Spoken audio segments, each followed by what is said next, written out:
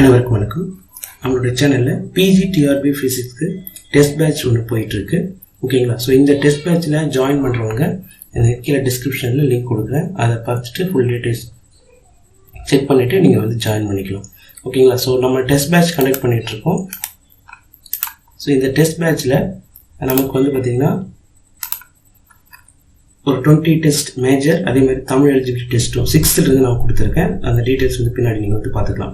ஓகேங்களா? ஸோ அதே மாதிரி ஃபுல் போர்ஷன் டெஸ்ட் மட்டும் இண்டிவிஜுவலாக விருப்பம் இருக்கவங்க அந்த ஃபுல் போர்ஷன் டெஸ்ட் மட்டும் எழுதுகிற மாதிரி ஒரு டெஸ்ட் கண்டக்ட் பண்ணிட்டுருக்கேன். அதாவது 5 ஃபுல் போர்ஷன் டெஸ்ட்டு, அதுக்கான டேட்டு, அதே மாதிரி அதுக்கான ஃபீஸ் டீட்டெயில்ஸ் நான் டிஸ்கிரிப்ஷனில் லிங்க் கொடுக்குறேன். நீங்கள் வந்து செக் பண்ணிக்கோங்க. விருப்பம் இருந்ததுன்னா நீங்கள் வந்து ஜாயின் பண்ணிக்கலாம். ஓகேங்களா? ஸோ இந்த வீடியோவில் பிஜிடிஆர் ஃபிசிக்ஸ் யூனிட் வந்து 7ல் சாலிட் ஸ்டேட் ஃபிசிக்ஸில் இம்பார்ட்டன்ட் கொஷின் பார்ட் 1 இந்த வீடியோ. ஸோ இன்னொரு வீடியோ வந்து கண்டினியூ பண்ணுவேன். ஓகேங்களா? ஸோ கொஷின் டிஸ்கஸ் பண்ணலாம். How many atoms are effectively present in 1 unit cell of BCC structures? நமக்கு பிசிசி ஸ்ட்ரக்சர் தெரியணும். ஸோ பிசிசின்றது பாடி சென்டர் கியூபிக் ஸ்ட்ரக்சர்ஸ். ஓகேங்களா? இது ஒரே ஒரு யூனிட் செல் அப்படின்னா நமக்கு பாடி சென்டர் கியூபிக் அப்படின்னா இதுதான் நமக்கு பாடி சென்டர் கியூபிக் ஸ்ட்ரக்சர். ஸோ இந்த பாடி சென்டர் கியூபிக்கில் 8 கார்னருக்கும் நமக்கு என்ன இருக்கும் பார்த்தீங்கன்னா 1/8 ஆட்டம்ஸ் இருக்கும். ஸோ சென்டர் ஆஃப் தி செல்ஸில் ஒரு ஆட்டம் இருக்கும். ஸோ அப்போ 1 இங்கே 1/8, இங்கேயும் 1/8, இங்கேயும் 1/8. ஸோ 1/8 அண்ட் 1/8, இங்கே 1/8, இங்கே 1/8, இங்கே 1/8. ஸோ டோட்டலாக 8 கார்னர்ஸ்க்கு. அதே மாதிரி சென்டர் அப்படின்னா இது எந்த கார்னரோடையும் ஷேர் பண்ணாத ஒரு யூனிட் செல். ஓகேங்களா? ஸோ அப்போ 1/8னா 1/8 8 தடவை நம்ம என்ன பண்ணுவோம், ஆட் பண்ணணும். ஸோ அதனால் நமக்கு என்ன கிடைக்குன்னு பார்த்தீங்கன்னா நம்மளுடைய வேல்யூ வந்து பார்த்தீங்கன்னா 1 + 1 அப்படின்னு கிடைக்கும். ஸோ டோட்டலாக 2 யூனிட் செல். ஸோ டோட்டலாக வந்து பார்த்தீங்கன்னா நமக்கு 2 தான் இருக்கும் அப்படின்னு சொல்லுவோம். ஸோ வெவ்வேறு கிறிஸ்டல் ஸ்ட்ரக்சருக்கு எவ்வளோ நம்பர் ஆஃப் ஆட்டம்ஸ் இருக்குது ஒரு யூனிட் செல் அப்படின்றது நீங்கள் வந்து கரெக்டாக ஞாபகம் வச்சுக்கோங்க. ஓகேங்களா? ஸோ இது நமக்கு முக்கியமான கொஷின்ஸ். Okay, next question. What are the coordination number of BCC structure? So பிசிசியில் கோஆர்டினேஷன் நம்பர் அப்படின்னு சொல்ல எனக்கு தெரியணும். ஓகேங்களா? ஸோ பிசிசியில் மொத்தமாக நமக்கு இருக்கக்கூடிய கோஆர்டினேஷன் நம்பர் வந்து 8 யூனிட் செல்லோட ஒரு பாயிண்ட் வந்து ஷேர் பண்ணுது. ஸோ ஒரு ஆட்டம் வந்து 8 யூனிட் செல்லாக ஷேர் பண்ணுறதுனால கோஆர்டினேஷன் நம்பர் அப்படின்றது வந்து நம்ம 8 அப்படின்னு சொல்லி மென்ஷன் பண்ணுறோம். ஸோ சிலதுக்கு வந்து 6 இருக்கும், சிலதுக்கு வந்து 4 அப்படின்னு இருக்கும். ஸோ அதெல்லாம் நீங்கள் கரெக்டாக ஞாபகம் வச்சு ஒரு ஆட்டம் எத்தனை யூனிட் செல்லோட ஷேர் பண்ணுறது அப்படின்றத வந்து கரெக்டாக ஞாபகம் வச்சுக்கோங்க. ஸோ ஆக்சுவலி நம்ம பிசிசி மட்டும் கொடுத்துருக்கோம். மற்ற யூனிட் செல்லுக்கும் கரெக்டாக இந்த மாதிரி டீட்டெயில்ஸாக நீங்கள் வந்து அண்டர்ஸ்டாண்ட் பண்ணி படித்து புரிஞ்சு வச்சுக்கோங்க. ஓகே, நெக்ஸ்ட் பேக்கிங் எஃபிஷியன்சி, அதாவது packing fraction of simple cubic structure is approximately அப்படின்னு கொடுப்பாங்க. ஸோ மொத்தமாக நமக்கு 7 டைப்ஸ் ஆஃப் கிறிஸ்டல்ஸ் இருக்குது. இதில் எந்தெந்த கிறிஸ்டல்ஸ்க்கு என்னென்ன பேக்கிங் ஃப்ராக்ஷன் அப்படின்னு நமக்கு தெரிஞ்சிருக்கணும். ஓகேங்களா? சிலதுக்கு வந்து பேக்கிங் ஃப்ராக்ஷன் அதிகமாக இருக்கும், சிலதுக்கு வந்து பேக்கிங் ஃப்ராக்ஷன் வந்து கம்மியாக இருக்கும். ஸோ சிம்பிளஸ்ட் நமக்கு வந்து ஸ்ட்ரக்சர் தான் சிம்பிள் கியூபிக் அப்படின்னு சொல்லி சொல்லுவோம். இந்த சிம்பிள் கியூபிக்லேயே 3 இருக்கும், ஃபேஸ் சென்டர், பாடி சென்டர் அப்படின்னு சொல்லி சொல்லுவாங்க. ஓகேங்களா? அதுக்கெல்லாம் பேக்கிங் ஃப்ராக்ஷன் எப்படி இருக்குன்றது வந்து கொஞ்சம் கரெக்டாக டீட்டெயிலாக படிச்சுக்கோங்க.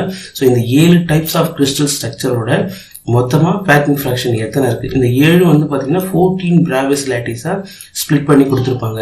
ஸோ அப்போ ஒவ்வொரு பிராவஸ் லேட்டிஸ்க்கும் நமக்கு வந்து எவ்வளோ பேக்கிங் ஃப்ராக்ஷன்ஸ் இருக்குது, அதனுடைய இந்த கோஆர்டினேஷன் நம்பர்ஸ் என்ன, ஸோ அதே மாதிரி அதனுடைய நமக்கு நம்பர் ஆஃப் ஆட்டம்ஸ் எவ்வளோ அப்படின்றத வந்து நீங்கள் கரெக்டாக டீட்டெயிலாக படித்து புரிஞ்சு வச்சுக்கோங்க. ஸோ இங்கே வந்து எக்ஸாம்பிள் சில சிம்பிள் கொஷின்ஸ் தான் கொடுத்துருக்கேன். சரிங்களா? ஸோ சிம்பிள் கியூபிக் அப்படின்றத பொறுத்த வரைக்கும் நமக்கு பார்த்தீங்கன்னா நமக்கு வந்து 52% வந்து எஃபிஷியன்சி அந்த பேக்கிங் ஃப்ராக்ஷன் அப்படின்னு சொல்லி சொல்லுவோம். So BCC body centre cubic அப்படின்னு சொல்லும் போது பார்த்தீங்கன்னா 68% பேக்கிங் ஃப்ராக்ஷன்ஸ். அதே மாதிரி FCC face centre cubic and HCP hexagonal closed packing system. So இது ரெண்டுத்துக்கும் பார்த்தீங்கன்னா உங்களுக்கு 74% ஆஃப் பேக்கிங் ஃப்ராக்ஷன்ஸ் இருக்கும். இதெல்லாம் நீங்கள் கரெக்டாக ஞாபகம் வச்சுக்கோங்க. ஸோ இதில் ரொம்ப டெப்த்தாக கொஷின் கேட்டாங்க அப்படின்னா ஆன்சர் பண்ணுறாலும் நீங்கள் படிக்கிற மாதிரி இருக்கும்.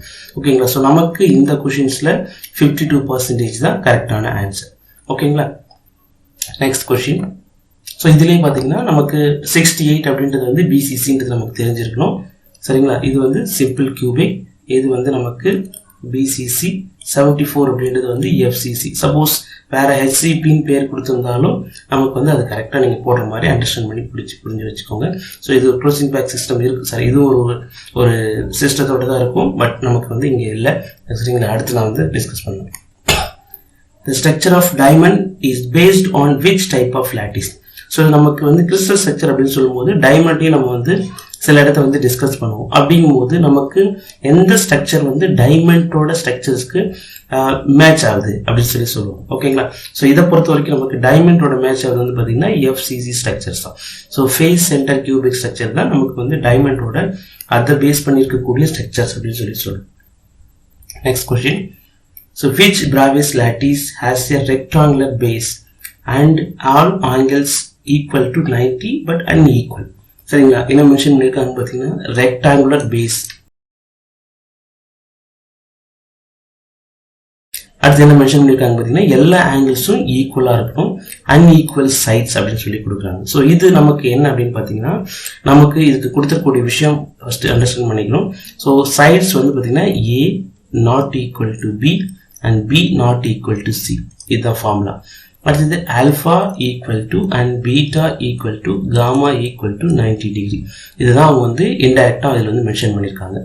ஓகேங்களா, ஸோ அதே மாதிரி அன்ஈக்குவல் பேஸ் அப்படின்னு சொல்லி கொடுத்துட்டாங்க. அப்போ கிறிஸ்டல் ஸ்ட்ரக்சர் ட்ரா பண்ணும்போது நமக்கு வந்து பார்த்தீங்கன்னா இந்த சைடு, ஸோ இது ஏன்னு வச்சுக்கோங்க எக்ஸாம்பிளுக்காக, இது பின்னு வச்சுக்கோங்க, இது சின்னு வச்சுக்கோங்க. ஸோ இதனோட லென்த் ரெண்டுமே நமக்கு 3 லென்த்துமே நமக்கு வந்து அன்ஈக்குவலாக இருக்கணும். ஸோ இந்த மாதிரி கிறிஸ்டல் ஸ்ட்ரக்சர் என்ன மென்ஷன் பண்ணுறாங்க அப்படின்னு பார்த்தீங்கன்னா எந்த டைப்ஸ் அப்படின்னு சொல்லி கொடுக்குறாங்க. ஓகேங்களா, இதுக்கு நீங்கள் ட்ரா பண்ணீங்க அப்படின்னா ஸோ இந்த மாதிரி நமக்கு வந்து ஒரு ஸ்ட்ரக்சர்ஸ் கிடைக்கும். ஸோ இது என்ன ஸ்ட்ரக்சர் அப்படின்னு பார்த்தீங்கன்னா ஆர்த்தோரோம்பிக் ஸ்ட்ரக்சர் அப்படின்னு சொல்லுவோம். சரிங்களா, டெட்ராகோனல், கியூபிக், மோனோக்ளினிக் இதெல்லாமே வெவ்வேறு ABC டைப்ஸ் இருக்கும். சரிங்களா, ஸோ அதனால இதுதான் நமக்கு வந்து இருக்கக்கூடிய ஸ்ட்ரக்சர் வந்து பார்த்தீங்கன்னா ஆர்த்தோரோம்பிக் அப்படின்னு சொல்லி மென்ஷன் பண்ணுறோம்.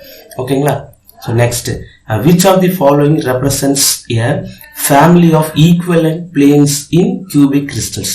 ஸோ கியூபிக் கிறிஸ்டல்ஸோட நமக்கு வந்து ரெப்ரசன்ட் பண்ணக்கூடிய நம்பர்ஸ், கோஆர்டினேஷன் நம்பர்ஸ் என்னன்னு நமக்கு தெரிஞ்சிருக்கணும். ஓகேங்களா, ஸோ இதில் மென்ஷன் பண்ணும்போது அவங்க மென்ஷன் பண்ணும்போது கியூபிக்னு மென்ஷன் பண்ணிட்டாங்க, கொஞ்சம் ஈஸி. ஓகேங்களா, நீங்கள் ஆக்சிஸ் ட்ரா பண்ணுறதுக்கு முன்னாடி ஒரு கியூபிக் ட்ரா பண்ணிவிடுங்க. ட்ரா பண்ணிட்டீங்க அப்படின்னா ABC அதை மென்ஷன் பண்ணுங்க. சரிங்களா, இன்டர்செப்ட்ஸ் தான் நமக்கு வேல்யூ கொடுத்துருக்காங்க. ஸோ இது ஆக்சிஸ் அப்படின்னு வச்சுக்கலாம். ஓகேங்களா, ஸோ நான் X and Y Z அப்படின்னு பேர் கொடுக்குறேன். ஸோ நீங்கள் இது வந்து A and B and C அப்படின்னு வச்சுக்கலாம். ஓகேங்களா, ஸோ இதில் நமக்கு மென்ஷன் பண்ணும்போது இன்டர்செப்ட்ஸ் வந்து எல்லா யூனிட்ஸும் 1 1 1 அப்படின்னு வச்சுக்கலாம். இது வந்து 1, இது வந்து 1, இது வந்து 1 அப்படின்னா இதுதான் இன்டர்செப்ட்ஸ் பாயிண்ட்ஸ். ஸோ அதனால் நமக்கு இன்டர்செக்ஷன் எங்கே இருக்குன்னு பார்த்தீங்கன்னா ஃபர்ஸ்ட் கோஆர்டினேஷனில் எக்ஸோட value 1 and Y 0 and Z 0. So second one பார்த்தீங்கன்னா ஸோ இது செகண்ட் ஒன் ஒயில் தான் வேல்யூ. ஸோ 0 1 0 இது இன்டர்செக்ட் பாயிண்ட்டு. அடுத்து வந்து பார்த்தீங்கன்னா இசட்ல 0 0 1. ஸோ இதுதான் இதுக்கான ஆன்சர். ஸோ ஈக்குவலன்ட் பிளேன்ஸ் இதுதான் நமக்கு ஈக்குவலன்ட் பிளேன்ஸ் ட்ரா பண்ணும்போது இது எந்த ஆன்சர் அப்படின்னு பார்த்தீங்கன்னா நமக்கு வந்து ஆப்ஷன் பி தான் கரெக்டான வேல்யூ. இந்த மாதிரி நிறைய டிஃப்ரெண்ட் டைப்ஸ்க்கு நீங்கள் இன்டர்செக்ஷன் கரெக்டாக கண்டுபிடிக்கிற மாதிரி இருக்கணும், அப்போ தான் உங்களுக்கு கிடைக்கும். ஸோ இதுலேருந்து மில்லர் இண்டிசஸ் வந்து ரெசிப்ரோக்கல் பற்றி கால்குலேட் பண்ணுற மாதிரி இருக்கும். அதுவும் நான் நல்லா டீட்டெயிலாக அண்டர்ஸ்டாண்ட் பண்ணி வச்சுக்கோங்க.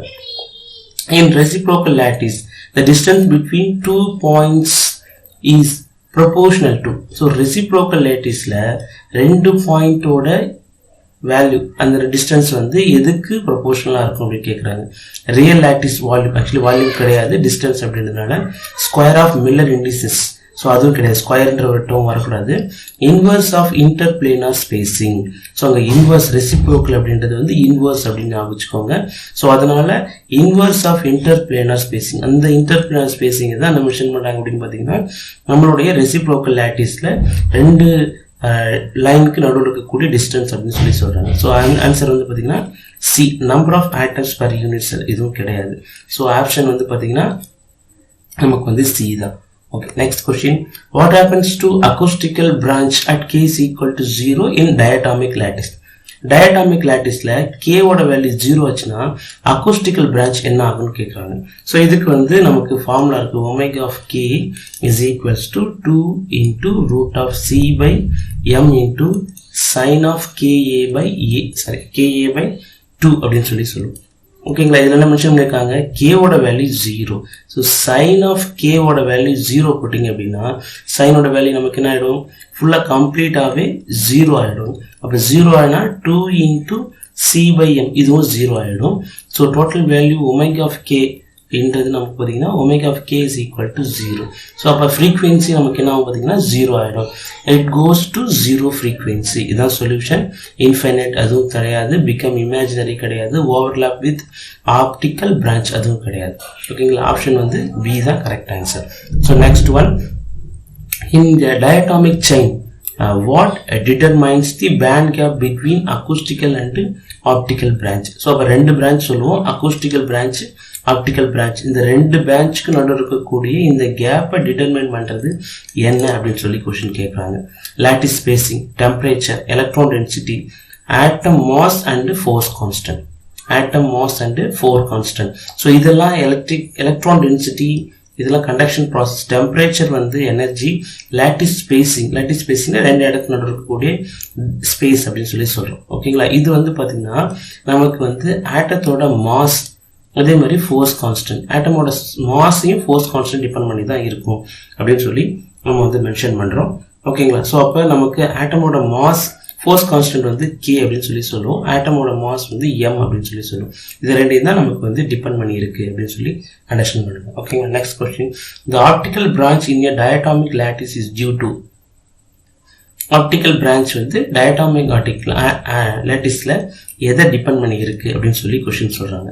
ஓகேங்களா. In phase of motion atom. So அப்போ நமக்கு டயட்டாமிக் லாட்டிஸில் இதில் இருக்கக்கூடிய இந்த மோஷனை டிபெண்ட் பண்ணி நமக்கு வந்து இந்த ஆப்டிக்கல் பிரான்ச் இருக்கா, அதே மாதிரி லாட்டிஸ் டிஃபெக்ட் பற்றி இருக்கா, out of phase motion of atoms and random vibration.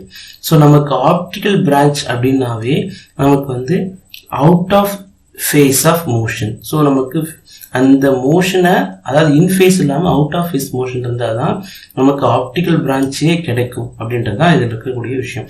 ஓகேங்களா. ஸோ இன்ஃபேஸ் இருந்ததுன்னா அக்கூஸ்டிக்கல் பிரான்ச்சும், அவுட் ஆஃப் ஃபேஸ் இருந்ததுன்னா ஆப்டிக்கல் பிரான்ச் அப்படின்னு சொல்லி மென்ஷன் பண்ணியிருப்பாங்க. ஸோ கரெக்டான ஆன்சர் வந்து out of phase motion of atoms, இதுதான் இதுக்கான ஆன்சர். ஓகேங்களா. ஸோ அந்த ஃபுல் போர்ஷன் மட்டும் எழுதணுன்றவங்க வந்து கீழே டிஸ்கிரிப்ஷனில் நான் வந்து லிங்க் கொடுக்குறேன், என்னென்னைக்கு டெஸ்ட்டு அப்படின்றதையும் மென்ஷன் பண்ணுறேன், ஃபீஸ் எவ்வளோன்றது மென்ஷன் பண்ணுறேன். விருப்பம் இருந்ததுன்னா ஜாயின் பண்ணிக்கோங்க. ஓகேங்களா. தேங்க்யூ.